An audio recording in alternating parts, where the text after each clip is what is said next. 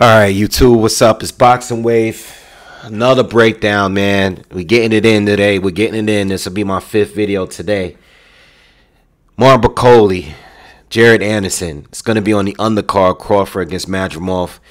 This is by far the funnest fight on the card. By far. I mean, hands down. If you're looking for action, if you're looking for a war, if you're looking for a possibility of a knockout, if you're looking for 50-50, if you're looking for very low defense and a lot of punches thrown, this is a heavyweight fight. Chairs might get thrown, kicks might get thrown, bullets might get thrown. I'm just playing around. Whatever anarchy you are looking for, this is a fight to watch. And I've felt that way, but when I started doing film study and going back into their older or more recent fights, I really realized that, both of these guys throw a lot of punches, and they're not good defenders. They're just not. So I think this fight is going to be a great fight. I think there's a great chance we may get a knockout here, But if we don't get a knockout, we're going to see two guys punching each other in the face for, I don't know if it's a 10 or 12 rounder, but we're gonna see a lot of punches thrown. That's all I know. So definitely tune into this fight, and I believe that this was the hardest fight for me to do a breakdown on, and this is why this is my last one that I'm doing today, because I just couldn't come to a decision. Now, there is some personal bias here. I do want Jared Anderson to win because I'm a big fan of him. He's a guy that I thought at one point had the most potential on being the next American boxing star. But it seems like, what he said in recent interviews and stuff, he seems to not really want to stay in the game. He seems like he doesn't really enjoy fighting. I think he's doing it because he's good and he can make money from him. But I don't think he enjoys this thing. And I think that's part of the reason why this fight is even happening right now. Because when I look at these two, Jared Anderson, even though he beat a former IBF champ and Charles Martin and everything, I still don't think that Martin Bakole is the guy you throw him in there with right now, because Martin Bakole is somewhat of an avoided fighter in the division. I think he deserves to be fighting a Joseph Parker or a Gilles Jung or a Triple D, Daniel Dubois. I think he has done enough to get him 1 or 2 fights away to get to a title. And Jared Anderson, even though he's fought some good fighters like Jerry Forrest and Charles Martin, I still think he should be fighting either another top contender, like, a younger guy coming up, or maybe someone a step below Bakole before fighting a Martin Bakole. I mean, I just think that Martin Bakole may be dangerous for every other heavyweight at the very top right now. And for Jerry Anderson to be the one that got to stand in his way right now, I really don't know. But I think, I was doing some thinking about it. I was thinking and I was like, maybe this is what he wants. Maybe he wants to hurry up and take this risk. And if he passed this test, not only would it silence the critics, because he's been getting a lot of criticism the last couple fights, but it would put him right in position to fight, maybe not for a title, but he'll probably be a like maybe 1 or maybe 2 tops, 2 fights away from fighting for a title. All right. And because he doesn't really want to box that long, and I know he said that he wants to stop boxing by the age 26. I mean, if he is to win this fight against Bakole, I can definitely see him getting a championship fight by 26. Okay, because he's 24 right now. He has 17 wins with 15 KOs, no losses, no draws. Martin Bakole is 32. He has 20 wins with 17 knockouts with only 1 loss. And that loss was to Michael Hunter, and a very close fight where he injured his shoulder in the 8th round. I think he got stopped in the final round. All right. Oh, man. It's a hard fight to call, because what I see in Jared Anderson, what he does well is let his hands go. He can switch. He has great reflexes, has fast hands. He's a good counterpuncher. He puts his punches together well. He attacks the body. You know, I think he does, for the most part, when it comes to everything offensively, he does everything right. I mean, he has a good jab. You know, he can adjust. Problem is his defense, you know, and in different ways too. The one part about his defense, and I think it's the most obvious part, is him leaning back. You know, he relies on, he doesn't block enough shots. He doesn't parry enough shots. You know, he doesn't step to the side. He always leans back, you know, 90% of the time. And at the lower level, you know, when he was fighting guys, maybe in his first 10 fights or so, it really wasn't that much of a problem.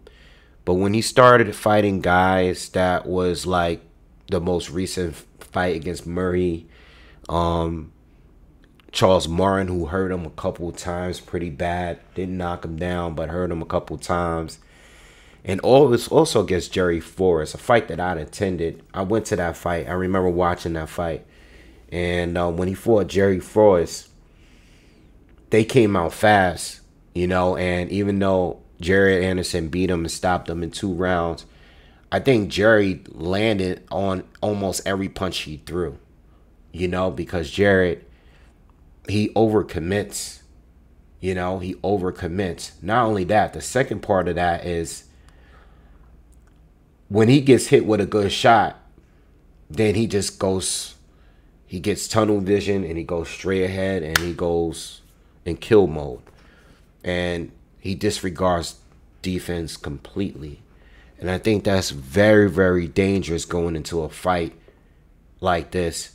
I think he has the talent to win this fight. I think he has the ability to win this fight and even the reflexes. You know, I'm not even basing it off strength or strength or like youth or anything like that. But he's just not defensively responsible. And it makes him a fun fighter because he's not going to give you a boring fight ever. You know, I think the Murray fight was the only fight that we got from him that was boring. And I think it's because he's probably been overthinking about what everybody's been saying about him and his defense and how he got clipped by Charles Martin. You know, I think he was fighting too cautious. That was the only fight that I seen him fight too cautious. But in this fight here, even if he fights cautiously, Martin Bakole is going to let his hands go anyway. So he's actually fighting someone that fits his style pretty well because it's going to make him open up and it's going to make Bakole open up because Jerry Anderson is going to be letting his hands go too. And this is why I said this is such a good fight. So Jerry Anderson, clearly in this fight here, the weakness is basically his defense.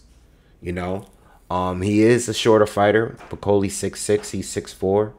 I don't know who has the longer reach between the two, but I do know that Bakole has a good jab. All right, and he knows how to be rangy. And I might as well get to Bakole. You know, Bakole, last couple fights, he's been fighting about 300 pounds, but him moving up and weighing about 40, 50 pounds more now. He still has good hand speed. He still put his punches together pretty well. You know, and he's still throwing a lot of punches. You know, I saw the Carlos Takam fight. You know, I saw the Tony Yoka fight. I also saw the Sharadusky fight, you know, which wasn't long. But, you know, I watched that fight in 3 rounds. Those were his last 3 fights. But I also saw certain fights, too, where he fought Sergey Kuzman, which I thought this was going to be a better matchup, but it ended up being a boring fight. It was kind of boring, like on the level of Jerry Anderson and Riyad Murray. You know, it was a boring fight. It wasn't an action-packed fight.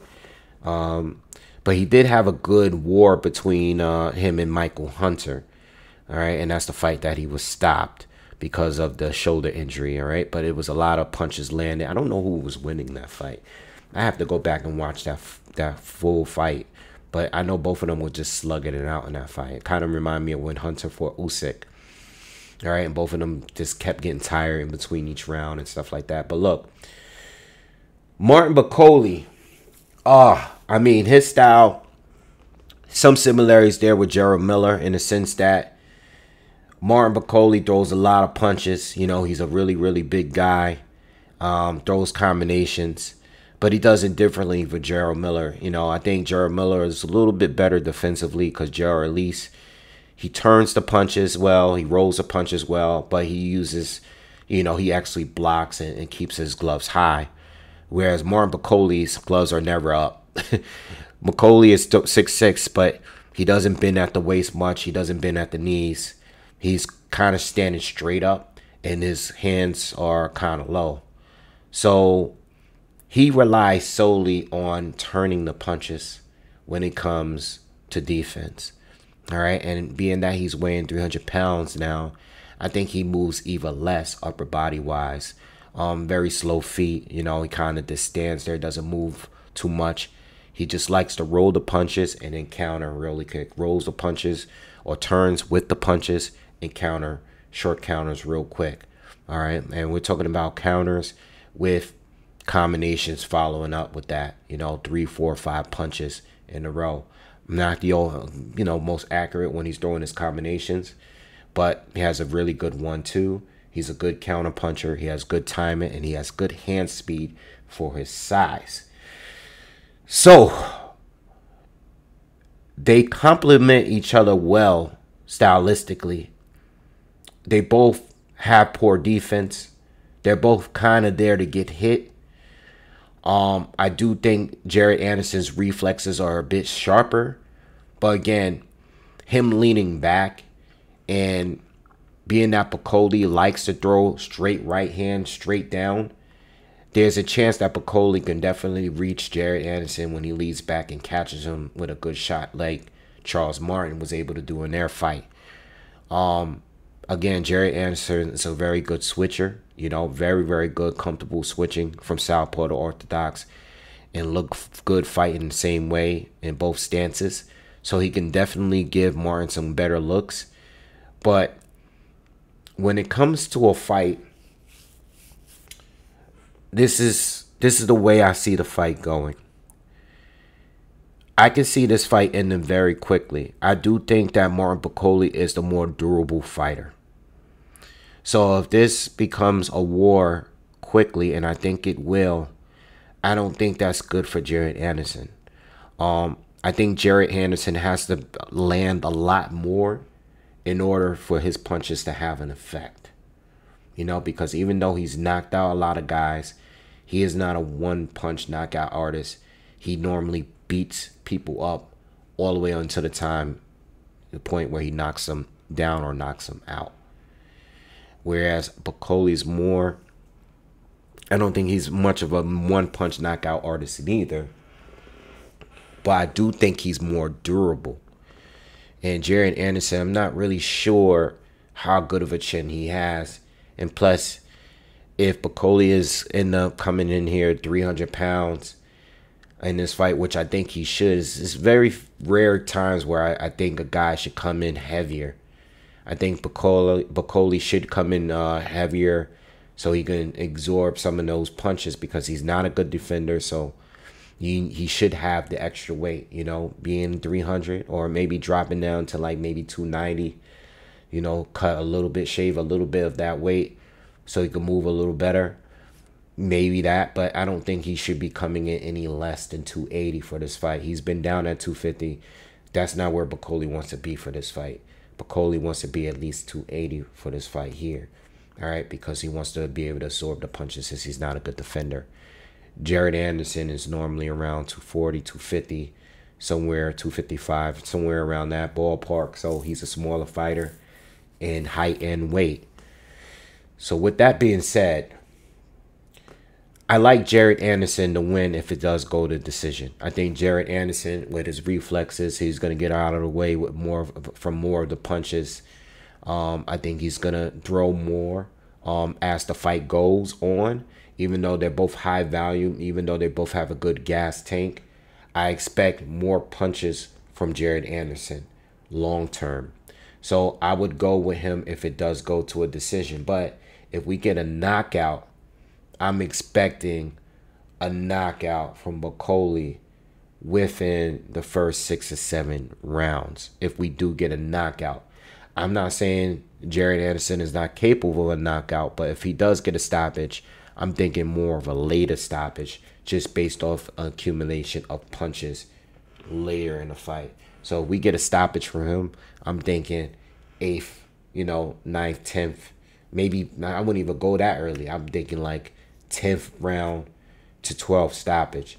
But what I think is more realistic to me is either Bakole by knockout, or because Jared Anderson is there to get hit, or Jared Anderson, I have him edging out Bakole on points. I think Bakole, if Jared wins, I think he's still going to have experience getting hurt at some point, like he did against Charles Martin. I hope he learns in this camp, or learned in this camp, how to survive, okay? Because when he got hurt against Charles Martin and he was still walking around here on noodle legs, still fighting, it shows great heart, but it's not good strategy. You got to learn when to tie up, and hopefully he's going to learn that in this fight, because Bakole is not a guy that if he has you hurt, you want to continue fighting recklessly. Bakole, on the other hand, think what he wants to do is draw Jared Anderson into a firefight.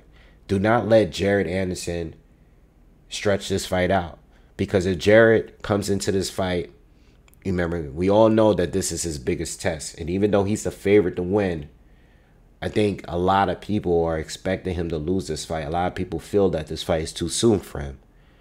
So Bakole doesn't want this fight to stretch out. Jared is the younger fighter. Jared is the guy that's going to be stabbing him to the body for rounds. And I can see, even though Bakole has a good gas tank, I've seen Bakole perform in sleepers. I've seen him gas out in the second half of fights. So even though he has a good engine, he's the more likely to slow down at some point in this fight. So these are the options here. At least from a prediction standpoint, I think Bakole is the better fighter to go with, simply because he's just a little bit more durable. And I think if they go into a firefight, Jared Anderson has a more likely chance of getting clipped. So for that sense, being that he's the underdog, I would probably put a little bit money on Bakole, and I will. By knockout for me. For me, I got Bakole winning by KO when it comes to the betting. But on the hedge, I have to put Jared Anderson to win on points. That's risky because obviously Jared Anderson can get the stoppage too. So I'm not sure if I'm gonna even pick him. I might do it straight up, or do it by point. But I'm leaning more towards a point win than a knockout win for Bakole, because Bakole is very durable. And even though he got stopped by Michael Hunter, it was because part of that, it was because of the shoulder injury from the 8th round. All right, so I think you can go either way with that, but that's the way I'm rolling. This is the only fight of the whole card that I think that I'm placing 2 different bets for the fight. And I think either fighter has a chance of winning. Again, very dangerous fight for Jared Anderson. Very dangerous fight for Martin Bakole too, because he's been looking for the big fight with a big name, and he's been looking to get into some kind of position to fight for a title.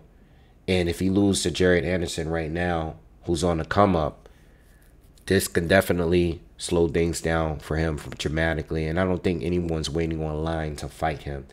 If all of these stories are true about what he said about sparring stories and stuff about, knocking a lot of these guys down and beating them in sparring, then people are not going to be waiting in line to fight you, bro, especially because you don't have a big name. So this can really derail his movement and his momentum he has right now. At the same time, Jared Anderson, this can definitely, a loss here can definitely do some, you know, mental damage here, you know, because he could be a pretty big sensitive guy. That's why they call him a big baby. So if he learns to lose here, you know, I don't know how he's going to take that moving forward. You know, I know he doesn't want to stay in the game long, but I know he likes to make his money. So big risk right here. But I think that's the way you got to go. If I had to pick one fighter and put a gun to my head, all feelings aside, all biases aside, I think Martin Bakole honestly is the better pick. Okay, if I had to pick one pick, Martin Bakole is the better pick. But as far as betting, I'm picking Jared Anderson, and I'm hedging it with Martin Bakole to win by KO. All right. All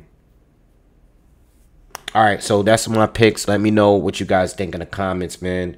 Very, very good fight. Again, I think this will be the best fight on the card as far as action. But let me know what you guys think in the comments, and I'll be back with more predictions. See you guys later. Peace.